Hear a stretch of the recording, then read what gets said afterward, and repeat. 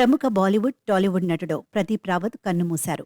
చాలా కాలంగా క్యాన్సర్ వ్యాధితో పోరాడుతున్న ఆయన పరిస్థితి విషమించి మంగళవారం తుది శ్వాస విడిచినట్లు ఆయన సహచర నటుడు యశ్ పాల్ శర్మ తన ఇన్స్టా అకౌంట్ ద్వారా తెలిపారు. ప్రదీప్ రావత్కు భార్య, 2 సంతానం ఉన్నారు. ఆయన అసలు పేరు ప్రదీప్ రామ్ సింగ్ రావత్. 1985లో రాజ్ బబ్బర్, ఐత్బార్ హిందీ సినిమాతో తెరంగేట్రం చేసిన రావత్ బి.ఆర్. చోప్రా నిర్మించిన మహాభారత్ సీరియల్లో అశ్వత్థామగా నటించి వెలుగులోకి వచ్చాడు. తర్వాత క్యారెక్టర్ యాక్టర్గా అనేక సినిమాల్లో నటించినప్పటికీ 2000లో వచ్చిన లగాన్ సినిమాతో జాతీయ స్థాయిలో గుర్తింపును సొంతం చేసుకున్నారు.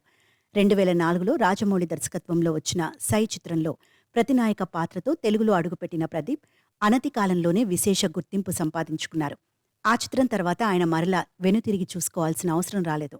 సై సినిమాతో వచ్చిన గుర్తింపుతో దక్షిణాది భాషలన్నింటిలో నటించారు.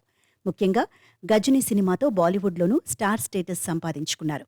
అత్యధికంగా తెలుగులో 100కు పైగా సినిమాల్లో నటించిన ప్రదీప్ రావత్ చివరగా తరుణ్ భాస్కర్ హీరోగా థియేటర్లకు వచ్చిన గాయపడ్డ సింహం సినిమాలో కనిపించాడు. ప్రదీప్ రావత్ మరణించిన విషయం తెలుసుకున్న సినీ అభిమానులు, సెలబ్రిటీలు సోషల్ మీడియా ద్వారా ఆయన మృతికి సంతాపం తెలుపుతున్నారు.